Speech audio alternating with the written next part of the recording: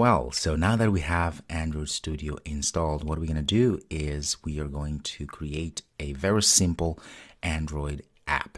Now, realizing that this Android app here, I don't expect you to know anything about Android Studio, nor do I expect you to know anything about developing Android applications. So at this point here, all you need to do is to follow along what I'm doing. So this is just to get us going with Android Studio. So to get our feet wet, as we say, with Android Studio. Okay, so just follow along.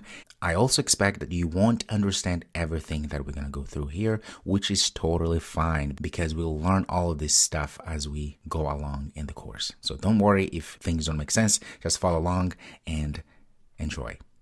All right, so once you open your Android Studio, depending on whether you have had other things that I've done before with Android Studio, you should see this. If not, no worries, okay? This should be empty. You won't be able to see anything there. So what I'm going to do, I'm going to say start a new Android Studio project. So click here, and then we have this awesome prompt here, awesome wizard, if you will, that allows us to then choose what is it that we want to start doing, right? At the top here, we have phone or tablet, Wear OS, TV, Android Auto, Android things, and so forth. Obviously, we're going to be focusing on phone and tab, so the first tab here. And then we have different options here. So we have an option of adding no activity at all. Of course, we don't know what activity is right now, but we will understand all of that. Or we can add basic activity or empty activity. What I'm going to do here is I'm going to just go ahead and add an empty activity. Okay, so I'm going to say next. This is where we're going to add a name for our application. So I'm just going to go ahead and say show name now, something like that. Okay. You notice also we have a package name here. So the package name is very important because that is the ID of your application. Again, we'll talk more about that later. Okay. So this is where we can save our project. So you can change to where you want to save your project. Right. So if you click here, then it will take you to other places where you can add where you want this project to live. So it doesn't matter where, as long as the place where you would know. And for languages here, we have options of Kotlin and Java. So in this course, we are going to be using Java. So obviously, we're going to say Java. Now, the minimum API level here, we will talk more about that at a later time. But for now, we want to make sure that this simple app runs on more than 95% of devices. Okay, so just click on API 19. So you can click here and get any API you want. Again, I don't expect you to know what this API really is, but it's just levels of different versions of Android at this moment. So we're going to go with KitKat 19. That's totally fine. And we're going to say finish. And in a few seconds, we have this beauty showing off here. Okay, so there's a lot of things going on, but we are going just to focus on one thing, which is to get things running and get our first application working. So this is the boilerplate app. Okay, so we have this XML activity here where we can use to create our user interface. And we have the actual Java file, so the entry point, if you will. Now, as it is right now, we can actually go ahead and run. So if I click here, assuming we were able to create our emulator previously, we can just go ahead and click here. So in your case, you probably won't have all of this. You probably just have available virtual devices, only one, because that's what you may have created already previously, right? So for me, I have a few, as you can see, and I also have already one connected. So I'm going to choose the one that's connected there and say, okay. And as you can see here, it was hiding.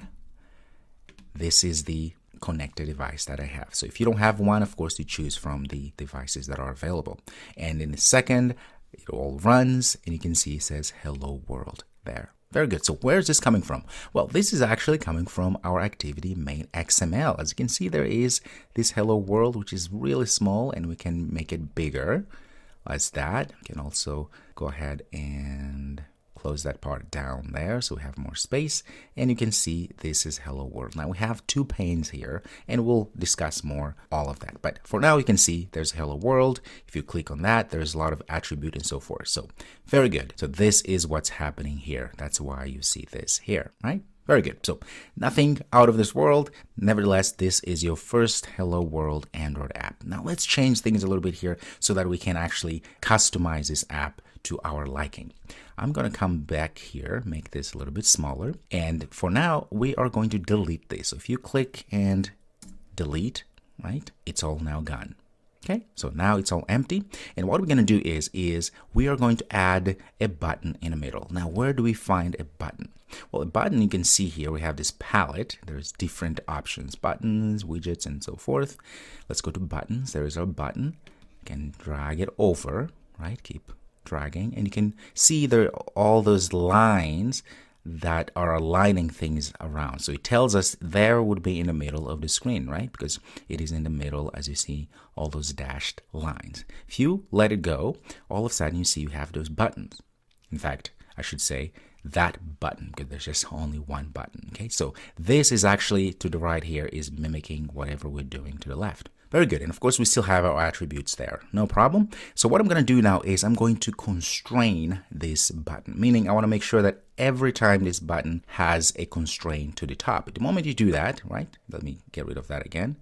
Put it back here so we can do this again. So if you click, you see it turns this color green, which means you can actually click and hold and then drag. You see that line there?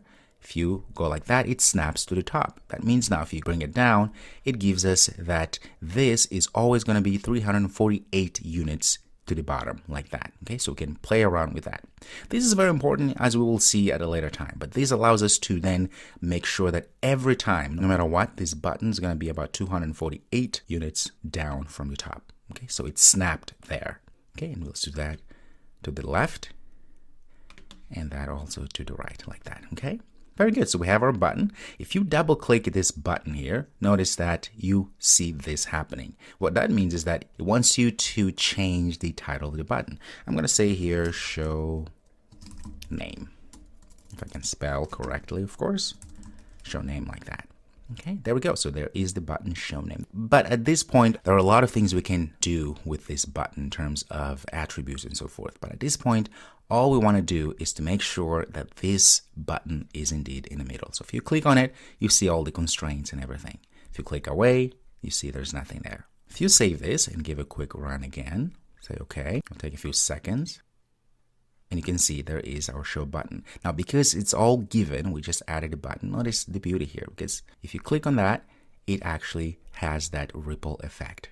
Very good. All right, so let's continue to move here. So what I'm going to do next is add a text here, because the idea here is to make sure that when we tap on this button, we want to show some sort of text here. Okay, so how do we add a text? Well, we come here to our palette, right? Click there. There is text. What do we want? We just a text view. So I'm going to put right below there. Okay, let it go. And now I want to make sure that this text view is always below our show name button. So I'm going to do the same thing I did before and snap it there. But now it's too close. So I'm going to just move it a little bit down there to my liking, and that looks good. Now I could also do the same, add the right constraint and as well as the left constraint as that. Okay, if you save this, and notice we also have this icon at the top here. So what this is, it means, okay, if we are doing our development here and we don't constantly have to rerun everything, because that means we'll have to compile our code every time we do so. So if you say like this, in fact, let me move this a little bit to the right. If you hover over here, it says apply changes. If you click, all of a sudden it goes and shows the text view there because it applied the changes right away without having to recompile everything. Okay, so it's very handy. So we have it all checked out here. Now let's go back to show name here. You notice to the attributes, we have this thing called ID. Well, it turns out everything in our Android here has to have an ID. So this has an ID and this also has an ID. Okay, because this is the visual representation of our application. Now, the reason why we need these IDs is because we need to call those in our main activity.java, which we haven't looked at yet. We will in a second here. Now, because we just added them, they usually give us IDs as such. So it just says button. So we can change those IDs if you want, which we will later, obviously. Okay, but at this point, I'll just let it be like that. So this is ID button for this button, and for this text view here is going to be text view as such. All right, and we can actually change the text that it shows here, because right now you see it says text view, and most times we don't want it to say anything, or we just want to be empty like that, but it's still there, right? Very good. So if you want to add something there, you could. But at this point, we just want to leave it as it is because we want to make sure when we run our application, we're not going to see anything there. Only when we say show name, then we'll be able to see whatever the text view has. Okay, so we are pretty much done with our user interface for now at least. So let's go back to our main activity here. This is where the fun begins. So this is our entry point, our activity, if you will. Again, don't worry if none of this makes sense because the idea here is just to get us going and then we'll explain all this stuff at a later time, okay? All right, so let's go ahead here and fetch these IDs, or in this case, fetch these views, right? These controllers here, like the button and also the text view, because we need to connect this user interface with our Java so that we are able to then write the logic which will allow us to click show name and show whatever we want in the text view. To get these, this is the reason why we have IDs. They must have IDs, but that's the only way we're going to be able to get them from our main activity. So at the top here of this class here, inside here, okay, make sure it's inside here. I'm going to say private, and I'm going to say button, because this is indeed a button type, right? So we're going to append this button there. And notice we have an issue right away. That means, well, it's a widget, so we need to install it. So if you click here and click in this, say import, and voila, we'll have that import. Nothing is showing there because it's all hidden. No problem. Okay, so now we're going to say, give it a name. I'm going to say my button, like that. I'm going to do the same thing with my text view, right? Because we need to pass the type of the things that we want to call from our user interface. Okay, it's my text view. I'm just going to say here, show name. Oops. I'm going to say here, show text, like that. Very good. Now we have a reference to button and show text object types, right? Button and text. Not necessarily to actually these guys here yet. We do that, meaning connecting to these IDs next. To do that, well, we go into our own create. Okay, this is where everything happens. Right below here, I'm going to go ahead and say my button, and I'm going to find it. I'm going to say find view by ID. Ah, wonderful. So here I'm going to say r.id.button. So what are we doing now? We've created at the top here my button reference, if you will, right? And now here, what are we saying is we are getting the reference to our ID button, which we created here. This ID here, which is button, to say, okay, let's go now and get the handle of this show name here so we can actually do things to it. That's what we're doing here. We're going to do the same thing to our show text. Find by ID, r.id.show text, or did I say text view? We didn't change anything, did we? So these IDs have to be obviously exactly the same. Let's click here, there. You can see the ID is text view. Okay, so it has to be exactly the same. Very good. So now we have those two. At this point here, I can show you that we indeed have this show text, which is this text view here, right? We can actually handle it inside our main Java activity. Look at this. I can go ahead and say show text dot access something, and I can set a text to that show text, which is a text view, as you can see there, right? And inside here, I can pass something like, hello, I am here, like that. If I save this and do a quick, I should be able to see, hello, I'm here. All right, very good. Of course, this is not what we intend. What we intend to do is to make sure that when my button is clicked, we then change this show text to whatever we want to change to. All right, but at least I showed you that now show text, which is exactly this text view that we added here, we can access it indeed inside of our main activity. And we can set the text to whatever we want.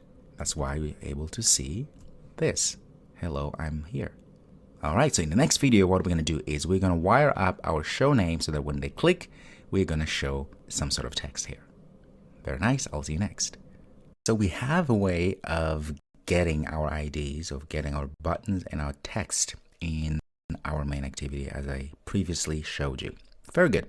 So the idea here, again, like I said before, is to get this show name button active so that when we click, we actually show something down here. Well, to do that, we need to hook this show name into an event listener. So how to do that? Well, I can come below our My Button because it has to be after we have instantiated our button, meaning we have actually created our button, right? We have added the ID, we have grabbed the ID and put in our My Button here, okay? So now I'm going to say My Button dot set on, like that, click listener. So what I'm going to do is I'm going to just go ahead and say enter like that. I'm going to pass on click listener like that. Okay, that was a lot of code, boilerplate code. So don't worry about any of this, okay? So I'm going to try again. Let's do this once again because I want to make sure we understand. So I say My Button, say dot set on click listener. The moment you have like that, just hit enter. And then inside here, say new on click listener. The first thing you see there, view on click listener, hit enter, and voila. You don't have to type all of that stuff. So what this is doing is we are saying, okay, we have the button and we're going to attach it on click listener, which means this will allow the button to be listening for taps when user taps. So something's going to happen. So if user tap, what we're going to happen is this on click method or function is going to be called, which means anything that is inside here will run. So at this point here, if I go ahead and copy this, in fact, get rid of that and put inside here, show text, right? We should be able to see something amazing happen. So I'm going to go ahead and click that button there. And notice now it's all clear because now we are not adding anything to the text view as earlier because we put inside here. Only when we click show name that we will see this hello, I'm here. Let's give it a try. Click and hello, I'm here is showing. Very good. So now we've done a lot here. So we created our button and our text, which are connected to what? To our user interface here that we created earlier, right? Very good. So then with that, we're able to set on click listener to our button because that's what buttons are supposed to do.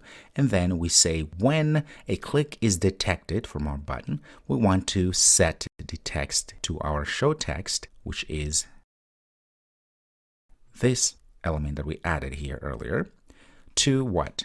To say hello, I'm here. That's why you're able to see hello, I'm here. Very good. Now this is wonderful. As you can see, we can come here and change to something else. Hello, this is fun. Save. Let's do a quick reload there.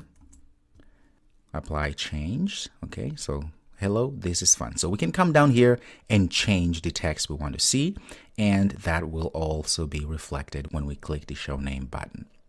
But obviously this is not very fun because that implies that every time we want to see something different, we have to come to our code and write whatever we want to see. That's not great. And also on top of that, we can see that we don't have this custom way in which we can actually show something that has been entered at the top here. So what we need to do is add some sort of a field where users can enter text so that when say show, we're going to grab that text and show it here. Okay, to show a name or whatever text that was added. To do that, well, let's go back to our main XML here because this is where our user interface, as we said before, is. So to do that, what I'm going to do, I'm going to add a plain text. So what this plain text is, it allows us to add text ourselves. So if I drag and put it right about there, look at that. That looks wonderful. So what I'm going to do now is I'm going to constrain this one to the top and move it down here because I want this to be close. And remember, we have this top constraint, right? I'm going to delete that. And instead, I'm going to constrain it to be at the bottom of this username like that. So I can move things around. And you notice everything now moves around because everything is connected to each other. So if I move this, notice that everything moved as well. So if I move this a little bit down, everything moves along because our text view is of course constrained with our show name, and show name is constrained with our name as well. Okay, very good. So there we go. So our name here, I can go ahead and do the same we did before. I'm going to just constrain to the right as well as to the left, and I can also use this if I hover over in the corners. I can make this larger if I want to do so, like that. I can do the same with our button, right? I can do like this and make it as large as I possibly can or want. Okay, very good. I can do the same with anything really, but at this point here, I'm just going to leave the text view as it is. So very good. So now we have our text name here, or I should say our edit text, as this widget is called in Android Studio, because it allows us to edit a text from user input. Now we can do all sort of things. So if you double click here, notice now we have this attribute that we can change. So the text that is showing here, we can just get rid of it, or I can just say something like enter name, like that. If you save, it's going to say enter name to let users know you're supposed to enter name there. There's other attributes we can change, and we'll see that at a later time. Okay, very good. So now if I go ahead and save this and do that quick run there, and come down here, it's going to go ahead and reload everything. And now voila, you can see enter name. Very good.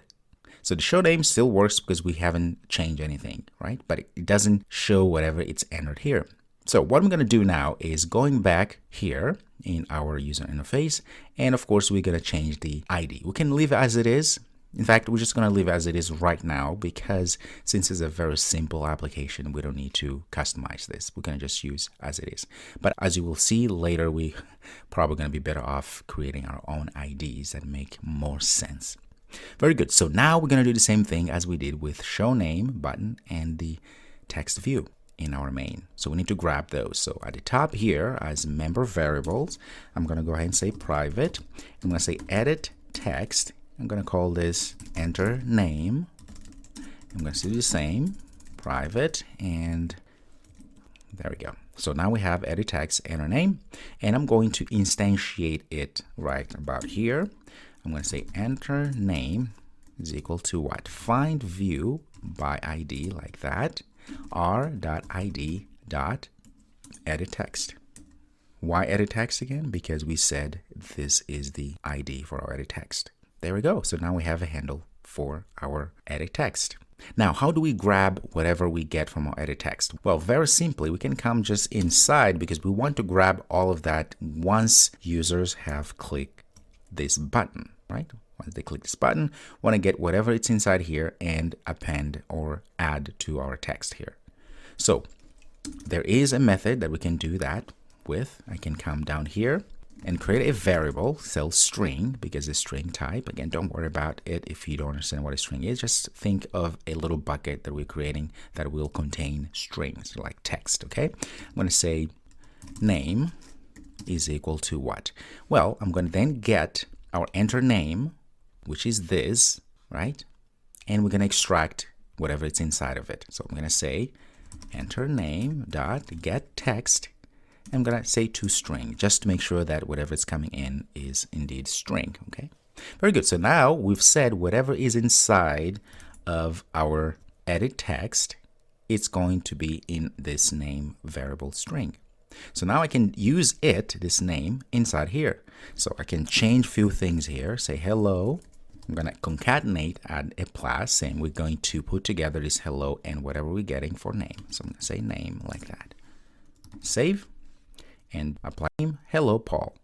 If I say Paulo instead, show hello Paulo, say Nelson, hello Paulo Nelson.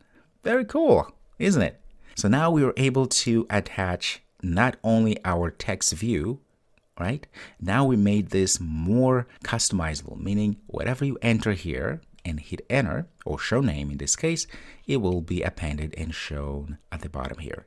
And we can change the size of this text as well. So if we come to our main activity here, click here, right? Make sure we're clicking on the item that we want. It's going to be hard because it is actually an item that we got rid of. And the other way to select this item here is coming to our component tree here, because it has all of the components that we added on the screen. Let's see, we want this AB text. There we go. So now it is indeed selected. And we can come down here and say view all attributes. And I can also search there and say size and come down to text size and click right there. And there are some default. Let's make it a little bit bigger, say 18 SB. If you save this and rerun again, I'm gonna go ahead and see it's a little bit bigger. All right, very good, very good. So you've built your first Android application. And I know, as I said before, this may not make a lot of sense, but as long as you followed along and you were able to see what I was able to show you here, right, on your own, as long as you're able to click on show name and show actually the items or the text that you've entered here, then you are winning. This is wonderful. The rest we will learn in deeper details at a later time. I just want to get you going here, get you excited, and starting putting together a very simple Android Studio application. All right. Very good. So what I want you to do, because in the next videos we are going to continue learning basically about Java, okay? But what I want you to do now is, before you go to the next video, is I want you to play around with these concepts. Now you have a very little concept of Android Studio and how to build a very simplistic application. Even though you may not understand everything, how about changing things around here? Maybe you can figure out how to change the color of this button. Hint, hint, you can double click here and go to, for instance, style of the button. You can go around and click around here and see the changes that will appear to the left here. Okay, so play around with this. Nothing will get broken here. Change the show name to something else. Just play with this concept, because that's how we actually learn stuff. But nevertheless, congratulations on your first Android application, and I hope this gets you excited to keep learning about Android. All right, I'll see you next. Now, the language we're going to be using to create our applications here in Android is going to be Java. So Java is a programming language that has been used for years right now. So it's what we call an object-oriented programming language. That particular distinction, object-oriented programming language, will become more apparent at a later time. Now, for this reason, we need to understand the fundamentals of the Java programming. So there's different ways in which we can actually write Java programming languages. We can install the JDK and all those tools that would allow us to create Java programs. But the beauty here is that within Android Studio, when we install Android Studio tool here, it also came with a version of Java Development Kit. So we are going to utilize that to our advantage. Set everything up in our computer. Of course, I can show you later, if you wish to do so, how to install the JDK, Java Development Kit, and set up the paths and everything on your computers. But for simplicity here, we're just going to go straight on and use the tool that we already have to start learning Java. Okay. Now notice here, the Android Java is a subset of the actual Java programming languages, right? So the Android engineers, when they use the Java language, leveraging the Java native language to create the Android system. Okay. Everything what we build in this case in Android is going to be in Java. All right, so how do we create a Java project using Android Studio? It's very simple. I already have the previous application open here, right? Even if you didn't have, that would also work. To create a Java program in Android Studio, we'll have to create a module. So what we need to do, let's open this project here. In this case, I'm going to go back to project. So this is what probably you're going to be able to see when you open our project here. Okay, so what I'm going to do here, I'm going to go ahead and say file. I'm going to say new project, or I can go and say new module. Let's go ahead and say new module. So new module like that. And the moment you do that, you have this wizard and has all sort of things here, right? But what we want really is this Java library module we're going to be creating. So let's click on that and say next. And now we can configure this module, this little compartment, if you will, of this bigger Android project that we're creating here, okay? So now I'm going to give it a name. I'm going to say learn Java. We can give it any name we want. We can edit the package, but that's fine. We can just leave as it is. And here it asks us to add a Java class name. So each Java file that we create has to have a class name, right? Where we're going to have then inside an entry point and so forth. So we're going to just leave as my class, and I'm going to say finish. It will take a few seconds, and you notice that it was created without any issues. Now it's tough to see here, where do we go to actually see that module that contains Java? The easiest way is click here at the top and say project. We want to go to packages. The moment you go to packages, it shows now we have this other package called learn Java, which is the Java module we just created. And inside we have this directory, which is a package per se, right? It has the reverse name, c.bop.learnjava. And most importantly, we have this my class. But also notice if we click on libraries there, it has all sort of things. It's JDK, JavaFX, JavaX, Java, and all sort of things. All right, so those are the libraries that come with Android Studio. These are Java libraries, which are going to aid our my class here. Very good. So if I double click this, then we'll see our public class, my class there. Let me get rid of all of the actual Android things that we don't need. So now we're going to focus on our Java.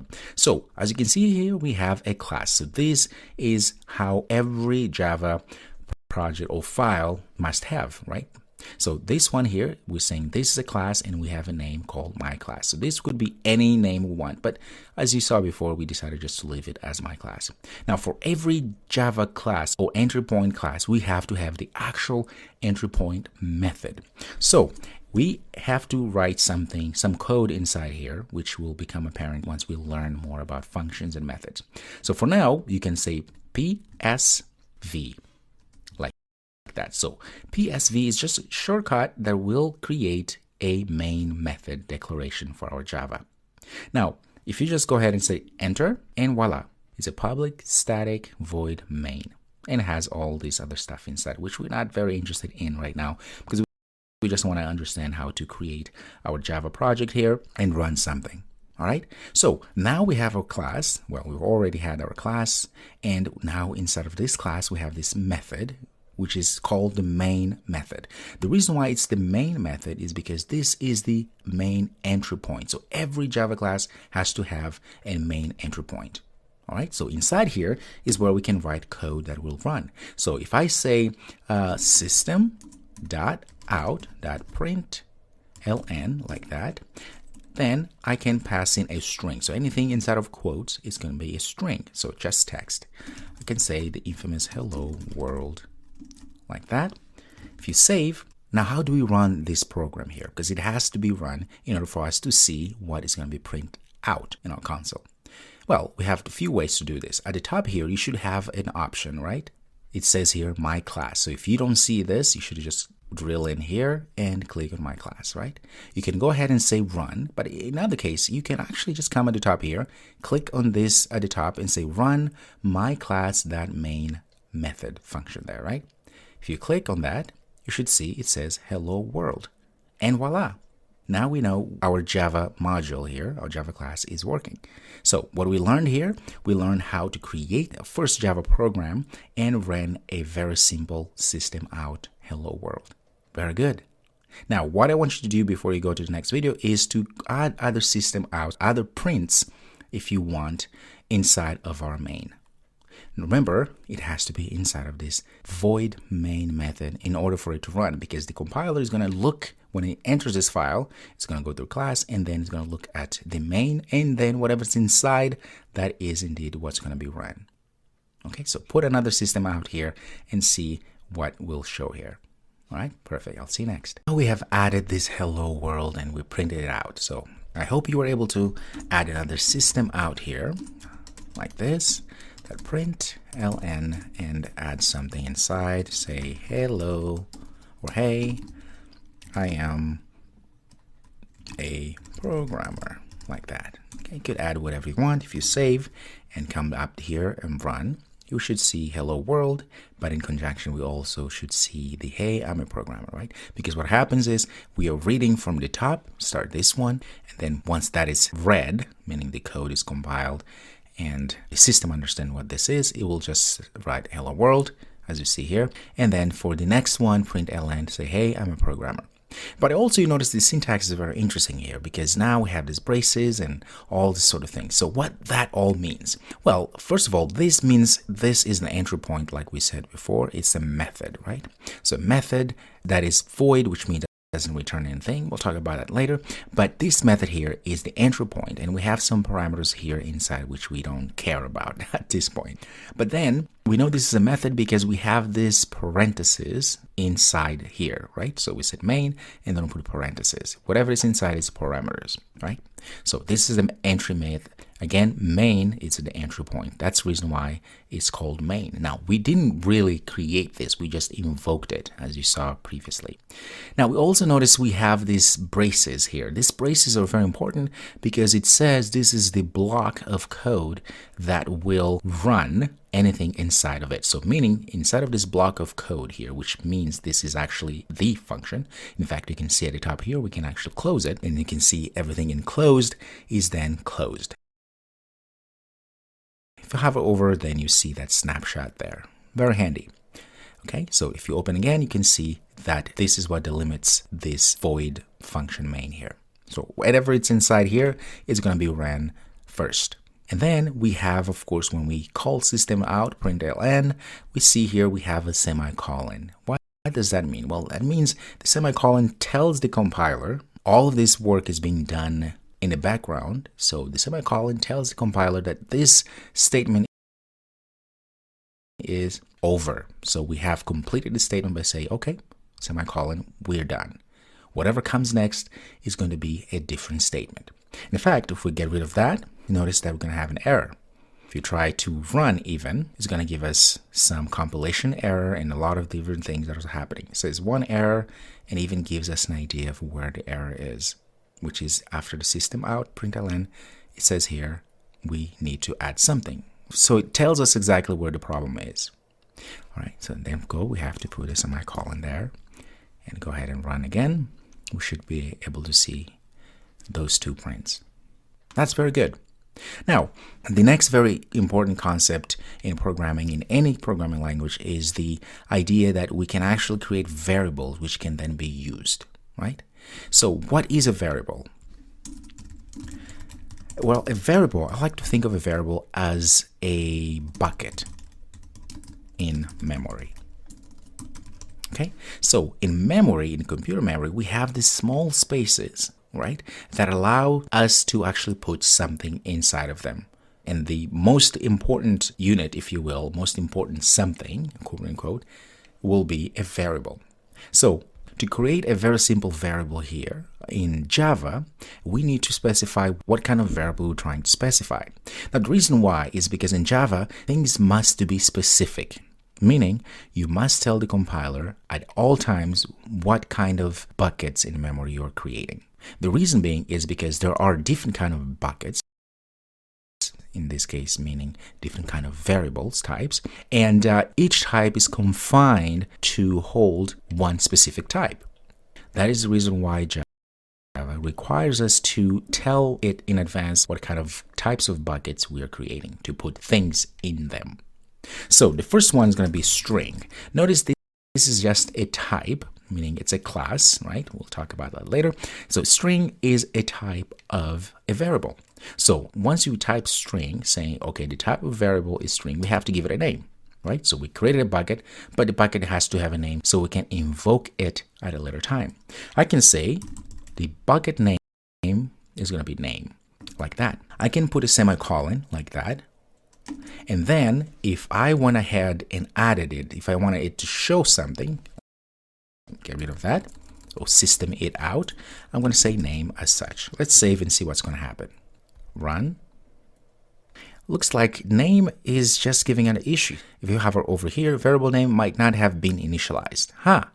This tells us something else very important about variables, is that in this case here, all these variables, they must be initialized. We have to say, okay, there's a bucket and we have to initialize it, give it something, right? So to give it something, I can go ahead and say is equal to something empty, an empty string. This is a valid statement. If we save this and give it a quick run, we should see, hey programmer. In fact, I can go ahead and say // this is a comment, meaning that the compiler is not going to run this, it's going to ignore this line. Okay, if you save this and run again, we're going to see nothing. But there were no errors because this is valid, even though we just say nothing, right? So an empty string is indeed a string. Very interesting, isn't it? Okay, so let me just make it a little bit better here. I'm just going to say Georgina, as such, save, let's run again, and voila, we should see Georgina. So now what happens here? We created a name of type string, meaning the bucket It now will hold only strings, right? And we set it to something, to Georgina. So anytime we want to refer to what is inside of this bucket, Georgina variable, we just call it, as you see here, and print out Georgina. All right, very simple. So that is the first very simple type in Java. So go ahead and create other variables that will hold, for instance, last name and so forth. Remember that the syntax here is always you put the type, we want the string, and the name. So this could be anything, could be last name, could be James, could be whatever you want, right? There's some limitations there, but you can put your name that you want here for this variable. And we need to set it to something, okay? And then we can print it out. Go ahead and play with that concept. I'll see you next.